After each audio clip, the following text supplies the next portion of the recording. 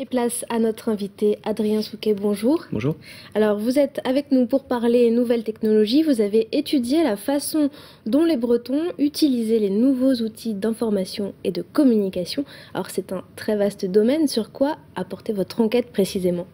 Alors les premiers aspects qu'on va regarder, c'est tout d'abord quel pourcentage de Bretons est en fait équipé d'un ordinateur et quel pourcentage est équipé d'un accès à Internet. Ensuite, on va regarder, une fois qu'on a déterminé quelle personne était équipée en ordinateur et en accès à Internet, on va essayer de regarder qu'est-ce qu'ils font avec cet ordinateur, qu'est-ce qui les intéresse vraiment derrière cet achat de l'ordinateur.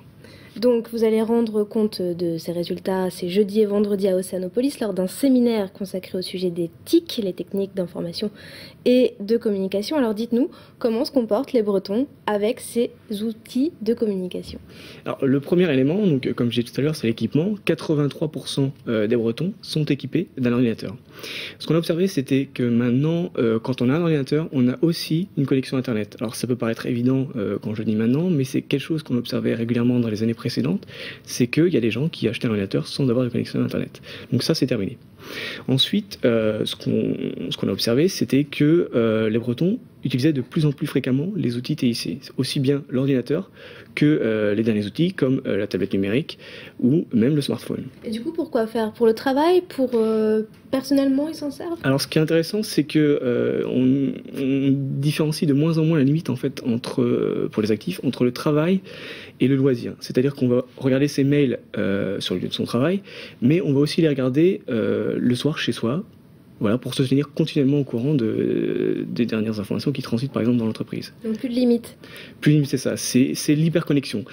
Il faut quand même relativiser en disant que c'est plutôt quelque chose qui va toucher les actifs et surtout les jeunes. C'est-à-dire qu'on a quand même un fossé entre les plus jeunes qui vont avoir leur smartphone, qui vont regarder régulièrement leurs emails, leurs statuts sur les réseaux sociaux, et puis les plus âgés qui, eux, vont peut-être y aller une fois par jour, mais pas beaucoup plus.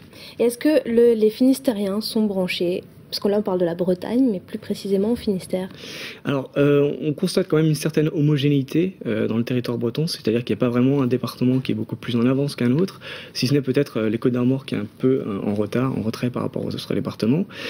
Quand on compare par rapport à la France, c'est aussi à peu près les mêmes chiffres. La Bretagne est dans le bon tempo, je dirais, des nouveaux outils numériques, avec par exemple 18% des Bretons qui possèdent un smartphone et qui l'utilisent régulièrement, même si là encore, c'est relativiser en disant que c'est surtout les jeunes qui font avancer entre guillemets la propagation des outils numériques. Et par rapport au monde?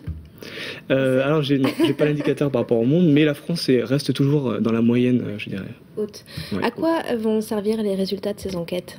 Alors en général, on fournit en fait toutes ces données à la région Bretagne, qui va les récupérer. Donc ce sont des données qui sont à la fois sur les individus bretons, sur les entreprises bretonnes, sur les collectivités.